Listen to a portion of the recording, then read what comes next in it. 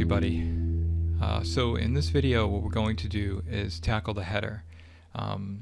We are going to adjust this beige header here so that it goes all the way across our web browser, and then the elements inside the header, the logo and the nav bar, are constrained by that 1200 max width. So let's take a look at the state of our site currently. And we still have that ugly placeholder green. We also have this margin up here, so let's check out what's going on with that. So what's that space? If I inspect the header, I can see that it looks okay. If I click on the main, I don't see anything there. Looking at the layout tab in our dev tools. Now let's check out the body. And here I can see that there's actually an 8 pixel margin all the way around the body tag. And that's not in our CSS, that's coming from the web browser's style sheet. So it's sort of built in. One typical way to deal with this is to include a Normalize CSS file, which is probably be written by yourself or by somebody else, and it just resets kind of like everything on all default on all browsers. It like kind of sets the defaults all to like 0 and things like that, so you have a more consistent starting point. But I'll just fix this here. So what I'm going to do is in my style sheet, you can just come up to the top where we had some of our other default styles, and I'm going to create a rule set for the body tag. And if I just set the margin to 0, and let's set the padding to 0 too, just for the sake of consistency, we should see some of that margin go away, and we do, but we still see a little space up here, and if we investigate further, that's just the heading. That's the H1. So the H1 tag has a margin, and that margin is expanding outside of our semantic tags and causing it to kind of push everything down. So that's fine, and we can fix that here by setting the margin for the H1 to 0, but I'm actually not worried about that particular H1 because we're going to adjust the layout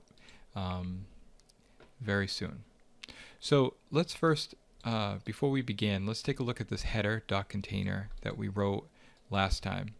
So currently we have the header tag, and all of our elements are inside that header tag, and we set the maximum width to 1200, which means that this box will never get any larger than 1200 pixels. But I actually want this box to go all the way across the screen, and I just want the things inside of it to be constrained by that 1200 pixels. So I'm going to modify the structure a little bit. I'm going to change this header to a site header. And this class will allow me to identify this header tag on all of my pages. It's possible that I might use a header tag somewhere else in my article. Each article might have a header. So I'm going to stop using this header tag for this main site header and instead use the class. Second, I'm going to create a div. So a div is just a generic block level tag that is it kind of creates a group. So now all of these elements are grouped inside this div, and I'll give this the class of container. Here we go. And now in my CSS, I can just modify this to say, okay, we're going to select the site header class, and then if I do a space, what the space does is it means that it's a descendant.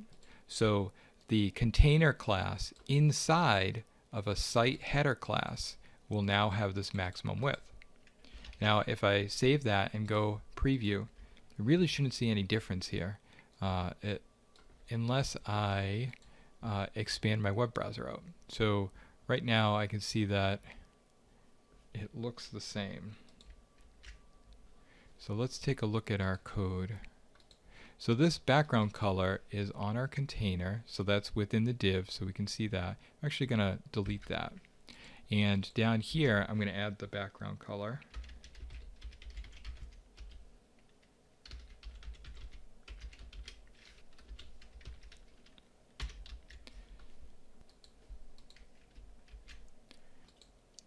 That looks pretty good, but how do I get that color to go all the way across?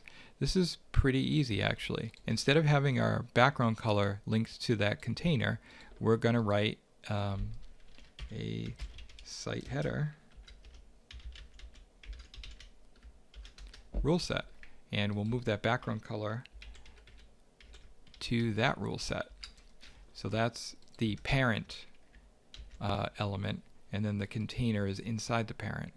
So now when we preview this, we can see that that beige bar goes all the way across, but the Coffee Buddy logo is still constrained within that 1200 pixel limit, so it's never gonna stretch to the left here. We're just adding extra margin on both sides because we set the margin to auto for our container.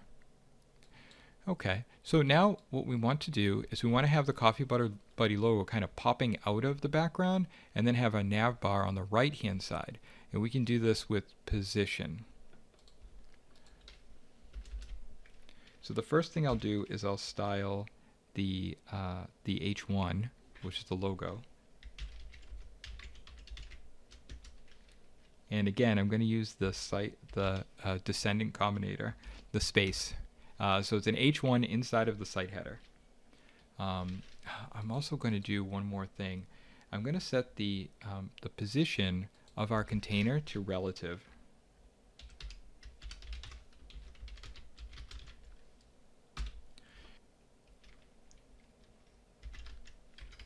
Okay, so now I want to set the position of our H1 to absolute. And what that'll do is it's going to kind of make it an absolute position within its parent container. So the H1 is a child of the container class, and that's relative, and this is absolute. So now I can adjust the actual position by pixels. So if I say, if I use the left property and I set it to 0, and the top property and I set that to 0, it will lock our H1 at the top left. Yeah, let's do this. Of our container. Well, that looks pretty good. It's a little weird because the nav bar just jumped up, and our background color sort of got much smaller, but that's actually by design. So the position are different. Like we have a relative position and an absolute position. The positioning of our nav bar is actually relative. So this, when something's absolute, it can you can position it anywhere. You sort of like manually say this is where it's going to go, and everything else is on its own. So what I'm going to do is first take the site header here, and the container, I'm going to give it a height.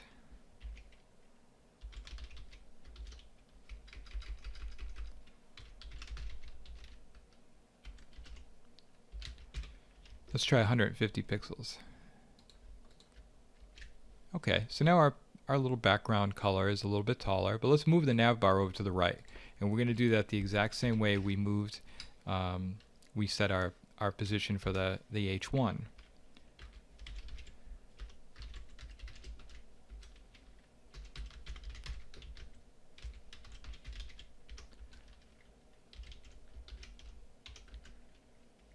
The difference is here I'm going to use the right keyword, and this will snap it to the top right.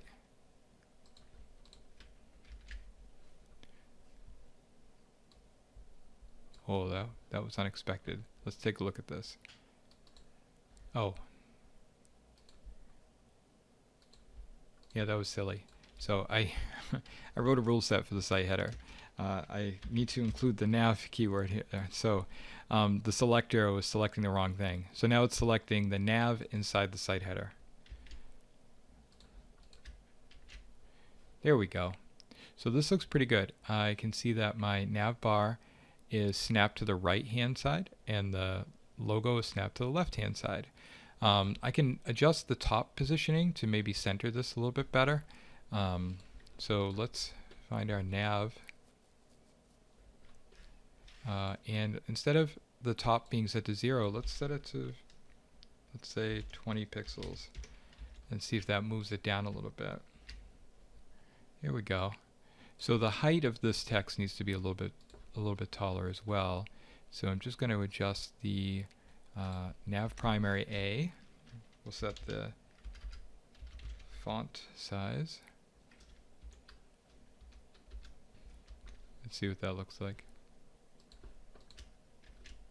Oh, that's a little too big. So we look at our design doc. We can see it's pretty big. So it's not that bad. It's not that far off. I'm just going to tweak it a little bit. So let's do a 1.5. And just preview that. There we go. Now, of course, this height needs to be adjusted. And I can see that the background doesn't quite come to the bottom of the coffee buddy like it does here. It's pretty close. Getting pixel perfect design like this is like nearly impossible. You can't control the screen that this thing is going to be viewed on and what settings the user might have in their browser. So, you know, the goal here is to just get kind of close, but you may not get it to be pixel perfect. I wouldn't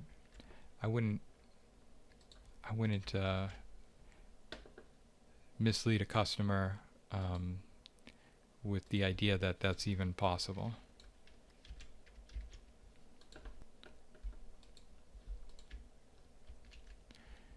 There we go. Now finally, this is only the home is only green when I hover over it, but I want it to be green all the time if this is the home page that I'm on. So the active link, the page that I'm on, should be the active link, and that one should be green. So we can do that by just adding a class. So over here in my nav bar, the home link doesn't have any classes tied to it.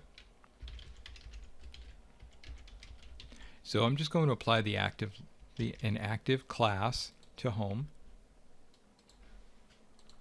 And then up in our navbar section here, I can see that a hover is green. So what I'm going to do is I'm just going to say anything with the class of active will also be green and underlined. So I just need to add the a element. So any a that is active will now be styled green, and here we go. So when I hover, of course nothing changes, but when I hover over the other elements, they change to green and underline as well. Alright, so that's it for our header.